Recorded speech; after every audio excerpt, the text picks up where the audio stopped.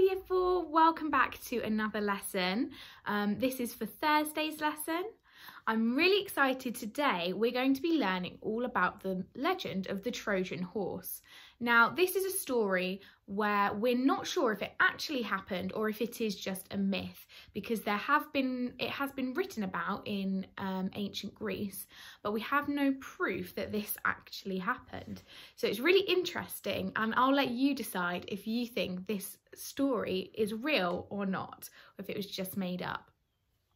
So first of all, I'm going to talk you through the story, and then after we've listened to the story and we know what it's about, I'm then going to show you how I created my storyboard and what I think you should include in your storyboard. So, once upon a time, there was an ancient city on the coast of Turkey named Troy. It was located across the sea from the Greek city-state of Sparta. If you remember from yesterday's lesson, we looked at a Spartan warrior. So this is opposite Sparta. The king of Sparta heard that his wife, Helen, had been kidnapped by a prince of Troy. And he called on other Greek city-states to help him get her back. And thousands of Greek ships set sail for Troy. Now, this battle went on for almost a decade, which is 10 years. So they were fighting for 10 years. And this is how the battle ended. Okay, so let's look at the legend of the Trojan horse. As we said, this story takes place in the ancient city of Troy, which was across the sea from Sparta. And at one time, Troy and Greek city-states were actually friends, but during the Trojan War, the Greeks and the Trojans became enemies. So Troy was protected by a towering wall which stretched all the way around the city. The wall gave the Trojans the advantage of height and protection, and when anyone tried to attack, arrows would rain down on their enemies. So if you think about when we looked at castles, we know that being up high was an advantage for people. And you can see they've got the turrets there, which they can hide behind and shoot arrows out of. So the Greeks had been trying to get over the wall for many years, but every attempt was thwarted by the Trojans. So that means it was ruined by the Trojans, or it didn't work. Okay. One day, Odysseus, a Greek general, had an excellent idea. It was a known fact that gifts were left when armies surrendered.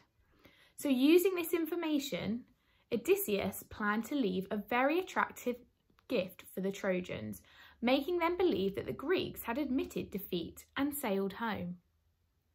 The Greeks built an enormous, beautiful wooden horse, but the body was hollow, with enough space to fit 30 men inside. So inside the wooden horse, there was just room for all of these 30 men to sit and hide. So the people of Troy were fascinated by the wooden horse standing outside their city wall, and they saw the Greek army sail away. So they assumed the Greek army had surrendered, and then they decided to drag the gift into their city as a symbol of victory. That night, the Greek ships turned around and sailed back towards Troy, and whilst the people of Troy were asleep, the soldiers hiding inside the horse climbed out and signalled to the Greek ships that they had entered the city. They managed to open the gates, and the Trojans were caught off guard, and Troy was destroyed and the Trojan War was over. And here you can see a picture of the earliest depiction of the Trojan horse on a Mykonos vase. So that is the legend of the Trojan. Okay, so that is the legend of the Trojan horse. Now we know what the story is about and what has happened, we are going to create our own storyboards. So what I have done for mine is I have used paper and pencils, and I have created 6 separate pictures with room for writing underneath. And I'll show you how I did that now. Okay, here you can see this is my rough copy that I did first, and once I'd planned it all out, this is me doing my neat copy. So I decided to fold my page in half so I could get a nice even half on my my page, and then my page was almost 30 centimetres, a bit shorter than, so I roughly measured it out to about just over 9 centimetres for each of my squares, but then I ended up moving that a little bit, as you can see here. So I'm just drawing out all my boxes. Then once I did that and I was happy with the size and shape of them, I started writing out my description for each of my story boxes in neat. And as you can see, I've got my rough copy that I'm copying from. I make a few changes to some of the wording, but I'm writing it out here.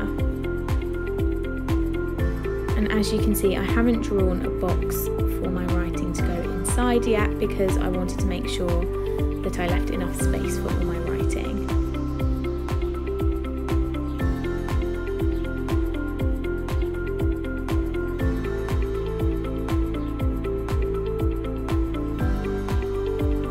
Okay, and then once I have written everything out, I then draw my boxes or lines on top of them to fit them in. And then once I've finished, I numbered all my boxes just to make it easier to follow. And then I started drawing the pictures that went with each image or each box. So I'm just sketching them out first in pencil, and then once I'm happy with my pictures, I then coloured them in. I just used pencil because I thought it would be neater, but you can do what you like. Use pens, whatever you have at home. I've tried to make my pictures really simple. So here's my finished pictures, my finished storyboard. I've got 6 pictures and I kept them quite simple. So number 1 is the wife's getting taken away. Number 2, they ship set sail. 3, they come up with the idea. 4, we create the Trojan horse. 5, the horse is there and the Greek army go away. And then number 6 is my army coming out from under the horse. So that is what mine looks like. Okay, and this is what my finished storyboard looks like. As you can see, I've done 6 different pictures with writing underneath. It's really important when we're doing our storyboard that we have writing to explain our pictures so that we know exactly what is happening in our story. So that is your task for today. I'd like you to create a storyboard. You can do 6 different pictures and 6 different pieces of writing underneath if you'd like. If you'd like to split this story into smaller chunks, you could do some more. You could do 8, completely up to you. So make sure I would write your words out first, your description of what pictures you're going to do, then I would draw your pictures and then I would colour them in. That's how I did it and it worked quite well for me. So once you have finished your storyboards, please make sure you send them in to our email address at Year 4 because we would love to see the fantastic work you have created. I really hope you enjoyed doing this. I found this story really interesting, and if you find out any other information about it, please let me know. Have a lovely day and I'll see you soon. Bye guys.